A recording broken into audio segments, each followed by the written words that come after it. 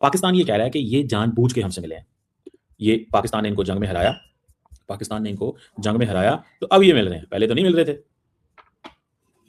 ठीक है ना जी? जरूरत है। आज का गेम मुज़ाफ़ा इसलिए सिग्निफिकेंट है क्योंकि ये खुद जयशंकर चल के गए वहां की। क्या ये सिर्फ एक हैंडशेक है या इससे कोई और चीजें भी हो सकती हैं? लेट्स होप सो, क्योंकि डिप्लोमेसी में जेस्चर्स बड़ी ही इंपॉर्टेंट होती हैं। चंदी सरदार अयाज सादिक ने पाकिस्तान के निजी टीवी चैनल जियो न्यूज के मेजबान शाहजेब खानजादा से गुफ्तगू करते हुए बताया, ऐसा हो गया था कि वो आगे हैं, यानी कि जयशंकर आगे हैं। काफी अजीब सूरत हाल थी, एक ही कमरे के अंदर है। मुझे हुकूमत की जानिब से कोई हिदायत नहीं थी, ना हम ऐसी कोई उम्मीद कर रहे थे। ऐसे में वो मेरे साथ आकर खड़े हो गए और उन्होंने हेलो किया। जयशंकर जैसा एक काया और जयशंकर जैसा एक तजुर्बाकार सफारतकार जब ये करता है कि भारत से बाहर ढाका में वहां पर वो हाथ मिला रहा है पाकिस्तान के स्पीकर अयाज सादिक से, तो उसका मतलब है ये पूरी कैलकुलेटेड सोची समझी मूव है। क्योंकि सर जयशंकर साहब बांग्लादेश गए थे खालिदा जिया के फ्यूनरल में शामिल होने, तो प्रोटोकॉल के तौर पे तमाम लोगों देशों के सब कॉन्टिनेंट्स के ज्यादातर लीडर्स थे, तो जिसमें पाकिस्तान की नेशनल असेंबली का स्पीकर भी था अयाज सादिक। कांपे टांगने वाला सर, माथे पे पसीना था, कांपे टांग रही थी सर। ये जो भाई से हाथ मिला लिया जयशंकर साहब ने, बाया होगा सामने पाकिस्तान की नेशनल असेंबली के जो भी उनका एक्स चलाता है, पहले उसने इसे किया होगा। फिर उसके बाद उसने ट्वीट लिखा कि जयशंकर चल के आए और उन्होंने हाथ बढ़ाया, हाथ मिलाया, फिर बोला कि मैं जयशंकर हूं। सादिक साहब ने बोला कि हाँ मैं पहचान गया, और ये बहुत बढ़िया डिप्लोमेटिक स्टार्ट है।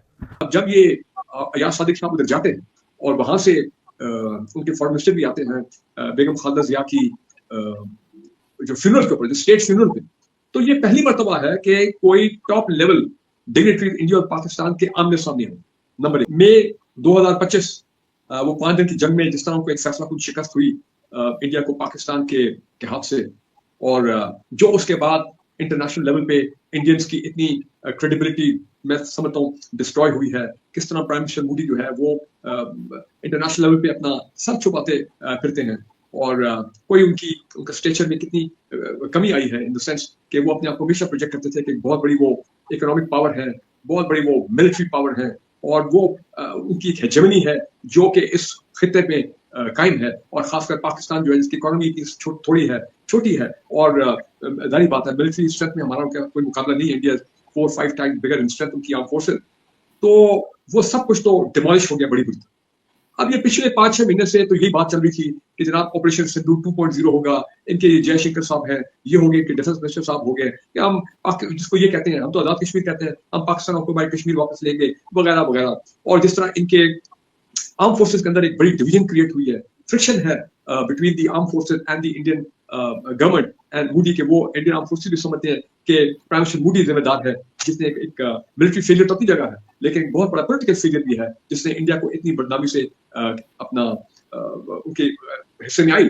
तो इस बैकड्रॉप में तो वहां पर एक ऐसे मौके पर जब पहल कर, वो भी जयशंकर ने खुद बढ़ के पहल की और उन्होंने अपना तारुफ कराया कि जी मैं जयशंकर हूं, और अयाज सादिक ने कुछ कहने की कोशिश की तो कहा कि मैं आपको जानता हूं। यानी एक ये बहुत ही एक इसमें पॉलिटिकल मैसेज छुपा हुआ है कि हम जानते हैं लिया जा सकता, उसको इंडिविजुअल करार दिया जाता, लेकिन यहां पर उन्होंने बाकायदा हाथ मिला के एक स्ट्रेटेजिक मूव के तौर पर इसको सामने कर दिया। तीसरा जुज इसका यह है कि ढाका में जयशंकर का जाना और वहां पर हाथ मिलाना, दरअसल वो भारत और जो बांग्लादेश है उसके दरमियान ताल्लुकात को भी दुरुस्त करने की और अपनी समत को बदलने की ख्वाहिश का ऐलान है। इससे पहले भारत ने अपने सारे के सारे अंडे वो अवामी लीग के बास्केट में डाल रखे थे।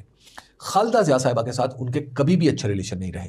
तारिक रहमान आए तो तारिक रहमान अगरचे एक टेंजेंट पे बात कर रहे हैं, लेकिन वो भी उस तरह भारत के करीब नहीं है जिस तरह आप कह सकती हैं कि हसीना वाजिद थी। तो लिहाजा भारत का इतनी आला सतह पर वहां पे शिरकत करना, वहां पे सफीर को भेजा जा सकता था, किसी और वजीर को भेजा जा सकता था, जयशंकर को भेजा जाना, इसका मतलब यह है कि हसीना वाजिद को ठीक है हमने रखा हुआ है भारत में, लेकिन हम खालिदा जिया और उनके बाद आने वालों के साथ भी मामला को आगे ख्वाहिशात का इजहार किया गया। और मुझे लगता है कि स्पीकर कौमी असेंबली सरदार अयाज सादिक ने पाकिस्तान के निजी टीवी चैनल जियो न्यूज के मेजबान शाहजेब खानजादा से गुफ्तगू करते हुए बताया कि बांग्लादेश की पार्लियामेंट में वेटिंग रूम में हमें बिठाया गया था, जहां तमाम मेहमानों को इकट्ठा करने के बाद उन्हें बेगम खालिदा जिया के जनाजे पर लेकर जाना था। अयाज सादिक ने कहा कि तमाम वफूद उसी जगह आ रहे थे, और जब इंडिया के वजीर खारजा जयशंकर वहां पहुंचे तो वो मालदीव और भूटान के वफूद के अरकान के पास गए, जबकि मैं आखिर में बैठा हुआ हाई कमिश्नर से बात कर रहा था। अयाज सादिक ने कहा कि हमें अंदाजा हो गया था कि वो आगे हैं, यानी कि जयशंकर आगे हैं। काफी अजीब सूरत हाल थी, एक ही कमरे के अंदर है। मुझे हुकूमत की जानिब से कोई हिदायत नहीं थी, ना हम ऐसी कोई उम्मीद कर रहे थे। ऐसे में वो मेरे साथ आकर खड़े हो गए और उन्होंने हेलो किया। मैं फिर खड़ा हो गया, उन्होंने अपना तारुफ करवाया। मैंने कहा कि how are you. Ayaz Sadiq का कहना था कि उसके बाद जब मैं अपना तारुफ करवाने लगा तो उन्होंने कहा कि मैं आपको जानता हूं, आपको तारुफ करवाने की जरूरत नहीं है। यह कहकर उन्होंने यानी कि जयशंकर ने हाई कमिश्नर और सिफारखाने के बाकी अमले से हाथ मिलाया और फिर एक सोफे पर बैठ गए। एक सवाल के जवाब में अयाज सादिक ने कहा कि हाल ही में मैच में हाथ ना मिलाने के वाकये की वजह से मैंने हाई कमिश्नर से कहा था कि हमारी पोजीशन बहुत ऑकवर्ड हो गई है, हम आपस में बात करते हैं ताकि हमें इंटरेक्ट ना करना पड़े, क्योंकि जहन में वो क्रिकेट वाली बात तो थी। उन्होंने कहा कि ठीक है।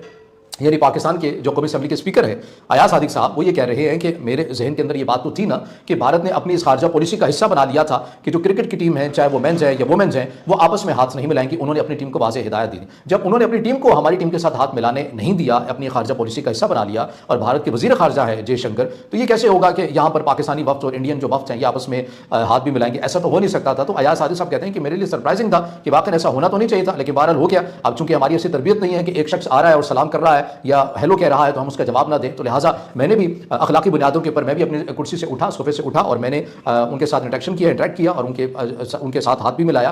तो कहना मैं ये चाह रहा हूं कि इंडियंस के अपने इंटरेस्ट में है कि वो अब भूजा ये ऑपरेशन सिंदूर 2.0, वैसे तो पाकिस्तान से हमने 10 दफा कहा भी we are ready, most welcome. अभी कल भी खबर यही थी कि जनाब वो हमारे सदर्न बॉर्डर के ऊपर उन्होंने फिर इंडियन आर्म फोर्सेस ने अपने एक्सरसाइज शुरू कर दिया, military exercise.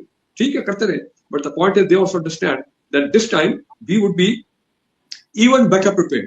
We would be even better prepared to hit them back. तो लिहाजा उनके इंटरेस्ट में है कि भाई पाकिस्तान ने तो हमेशा कहा कि ठीक है भाई हम इंडिया से बातचीत करना चाहते हैं और बिल्कुल बराबरी की बुनियाद पर एज टू सॉवरेन नेशंस। ना वो हमसे बड़े ना हम उनसे बड़े, भाई बराबरी में वी आर नेबर्स, बैठे बात करते हैं। जितने आउटस्टैंडिंग इश्यूज हैं, एक तो Jammu and Kashmir, Indus water treaty, दहशतगर्दी के इशू, बैठे हमारे साथ, हम इन मामला को रिजॉल्व करते हैं। बांग्लादेश कहते हैं खालिदा जिया के फ्यूनरल में शामिल होने, तो प्रोटोकॉल के तौर पे तमाम लोगों देशों के सब कॉन्टिनेंट्स के ज्यादातर लीडर्स थे, तो जिसमें पाकिस्तान की नेशनल असेंबली का स्पीकर भी था अयाज सादिक। कहाँ पे टांगने वाला सर, माथे पे पसीना था, कहाँ पे टांग रही थी सर। ये जो है भाई से हाथ मिला लिया, जयशंकर साहब ने बाया होगा सामने, पाकिस्तान की नेशनल असेंबली के जो भी उनका एक्स चलाता है पहले उसने इसे किया होगा।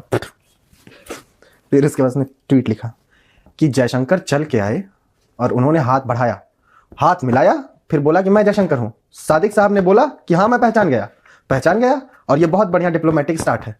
अब पाकिस्तानी मीडिया सर इस पर एकदम खुश है, क्या डिप्लोमेटिक एंगेजमेंट शुरू हो गई इंडिया के साथ, इंडिया के साथ। होगा कुछ, आप कुछ नहीं कर सकते। देखो ऐसा है कि एक डेस्परेशन है पाकिस्तान के अंदर, ठीक है, एक, और ये मानेंगे नहीं कभी पाकिस्तानी, क्योंकि लगातार वही ब्रह्मोस वो कर दिया और S-400, ये झूठ की दुनिया में रहते हैं लोग। ये पूरी कौम ऐसी है, 25 करोड़ की कौम जो है पाकिस्तानियों की, they are like that only. तो I am happy that doctor Jaishankar ने, यही देखिए सनातन संस्कृति यही है, ठीक है, देवों और असुरों में यही तो फर्क है। अब देखिए मैं बताता हूं आपको, यहां पे मैं असुर पाकिस्तानियों को कह रहा हूं। इशू ये है कि किसी की मां का देहांत हो गया, किसी की मां की डेथ हो गई, किसी के लिए भी बहुत बड़ा सदमा होता है। एक पेरेंट का जाना, it's a very big hammer blow कि यार ये क्या हो गया, दुनिया तहस नहस हो गई। उस वक्त this is not a cricket match where you say कि we will not shake hands. दोस्तों एक सैड, ये बहुत दुखद चीज है। तो वहां पे वो गए थे अपना दुख व्यक्त करने के लिए। वहां पे पाकिस्तानी मीडिया का ये कहना और पाकिस्तानी नेशनल असेंबली का ये कहना कि दोबारा एंगेजमेंट शुरू हो गई, अरे यार हैव अ हार्ट यार, बड़े लाहौरी हैं, they don't have a heart. मैं क्या बोलूं, किसी की डेथ हुई है यार। और एक बात देखो, हम चाहे किसी को कुछ बोलते हैं बांग्लादेश में, ठीक है ना, अब हम लोग क्या है कि हम लोग खानदानी लोग हैं, तो हमारा एक लहजा है, हम खानदानी लोग हैं, हम ऐसी बातें नहीं करते। देखिए जब पता लगा कि खालिदा जिया जी की डेथ हो गई है, उनका देहांत हो गया है, फिर हमने ना उनके बेटे के बारे में कुछ बोला, ना हमने उनकी पार्टी के बारे में कुछ बोला, और उनके लिए बोलना तो सवाल उठता ही नहीं है कि हम खालिदा जिया जी के लिए कुछ बोलें इस वक्त। अगर वो एक्टिव पॉलिटिक्स में होती और उस समय जिंदा होती तब हम जरूर उनके खिलाफ बात करते, या जो भी न्यूज थी उसके हिसाब से रिएक्ट करते, लेकिन हम लोग खानदानी लोग हैं, ठीक है। So there is a sense of gravitas. हम हंसी मजाक करेंगे, हा हू करेंगे, तनकीद करेंगे, कड़वी चीजें बोलेंगे, लेकिन एक मर्यादा होती है, एक बैरियर होता है। पाकिस्तानियों के लिए कोई बैरियर नहीं है। पाकिस्तानियों के लिए every occasion is an occasion either to beg और टू मेक अ पॉइंट। और जयशंकर जी ने लीड किया, वो वहां पर पहुंचे और साथ साथ मोदी जी का भी कंडोलेंस लेटर उनके बेटे तारिक रहमान को सुपुर्द किया।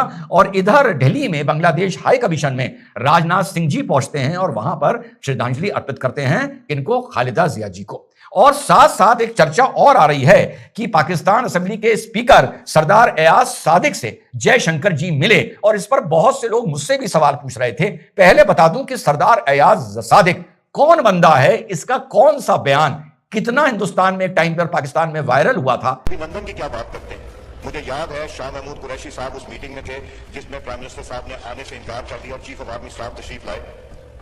पैर कांप रहे थे, पसीने माथे पे थे, और हमसे शाह महमूद साहब ने कहा, फॉरेन मिनिस्टर साहब ने, कि खुदा का वास्ता है अब इसको वापस जाने दें, क्योंकि 9 बजे रात को हिंदुस्तान पाकिस्तान पे अटैक कर रहा है।